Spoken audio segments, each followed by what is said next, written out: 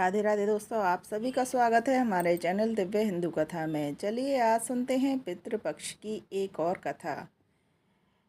हिंदू धर्म में पितृपक्ष का अत्यंत महत्व है। शास्त्रों में कहा गया है कि इस समय हमारे पूर्वज स्वयं धरती पर आते हैं और अपने वंशजों से तर्पण, श्राद्ध और स्मरण की अपेक्षा करते हैं। जो व्यक्ति श्रद्धा और नियम पूर्वक पितरों का स्मरण करता है उसे पूर्वजों का आशीर्वाद मिलता है। यही कारण है कि पितृपक्ष को केवल धार्मिक पर्व नहीं बल्कि पूर्वजों के प्रति कृतज्ञता व्यक्त करने का सर्वोच्च अवसर माना जाता है। भगवान श्री कृष्ण ने स्वयं गरुण जी को यह पावन कथा सुनाई थी।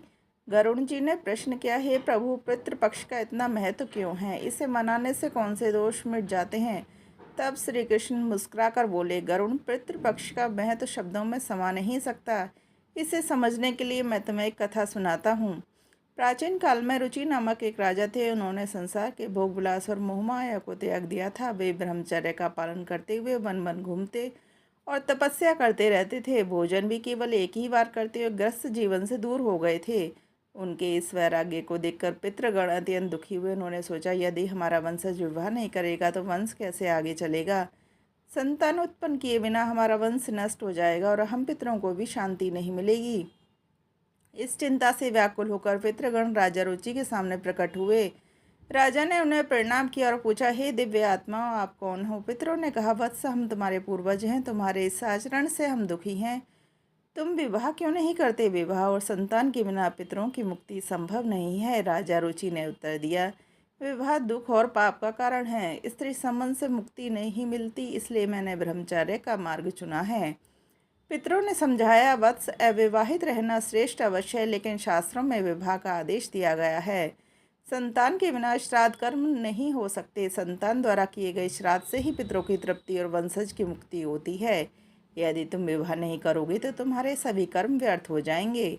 यह सुनकर राजा रुचि ग्लानि से भर गए। उन्होंने कहा, अब मैं वृद्ध हो चुका हूँ, कौन मुझे कन्या देगा? पितरों ने चेतावनी दी कि यदि उन्होंने विवाह नहीं किया तो उनका और उनके पितरों का पतन हो जाएगा। इतना कहकर वे अदृश्य हो गए। राजा रुचि अत्यधिक व्याकुल हुए और समाधान खोजने लगे। उन्होंने ब्रह्मा जी की तपस्या करने का निश्चय किया। 100 वर्षों तक उन्होंने कठोर साधना की। ब्रह्मा जी प्रसन्न होकर प्रकट हुए और बोले, वत्स, तुम्हारे पितरों की बात सत्य है। तुम्हें विवाह अवश्य करना चाहिए। पितरों की पूजा करो, वे प्रसन्न होकर तुम्हें उत्तम पत्नी प्रदान करेंगे। ब्रह्मा जी के वचन सुनकर राजा रुचि ने नदी तट पर जाकर अपने पितरों का तर्पण की और स्तुति की। राजा रुचि ने कहा, मैं उन सभी पितरों को प्रणाम करता हूँ जो देवताओं के साथ श्राद्ध में तृप्त होते हैं। पूर्व, पश्चिम, उत्तर और दक्षिण दिशाओं में स्थित पितृगण हमारी रक्षा करें। हे पितरों, आप भूत प्रेतों और दोषों से हमें बचाएं। यह स्तुति सुनकर पितृगण अत्यंत प्रसन्न हुए और उनके सम्मुख प्रकट हुए।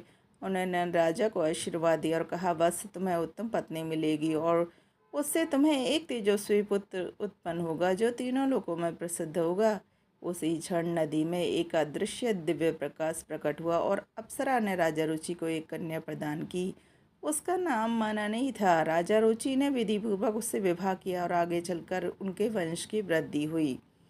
श्री कृष्ण द्वारा पितरों को प्रसन्न करने के उपाय बताए गए हैं। इन उपायों से आप अपने पितरों को प्रसन्न कर सकते हो। नंबर 1, तर्पण। पवित्र जल में काले तिल, दूध और कुश डालकर पितरों को श्राद्ध से अर्पित करना चाहिए। नंबर 2, श्राद्ध। पितरों के निर्मित सात्विक भोजन, फल, वस्त्र अर्पित किए जाएं। ब्राह्मणों को भोजन और दक्षिणा देकर उनका आशीर्वाद लेना चाहिए। नंबर 3, जीवों को भोजन कराना। विशेषकर गाय और कुत्तों को, कौवों को भोजन देने से पितृ तृप्त होते हैं। नंबर 4, पीपल और तुलसी की पूजा। श्राद्ध के दिन पीपल और तुलसी की पूजा करके दीप प्रज्वलित करना चाहिए।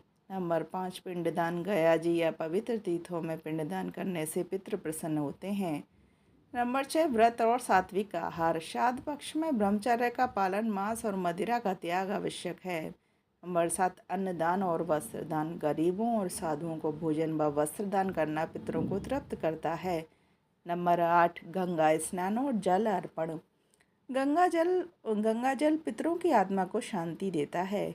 नंबर 9, ग्रंथ पाठ और सत्संग। विशेषकर भगवत गीता का 11वां अध्याय पढ़ना अत्यंत लाभकारी है।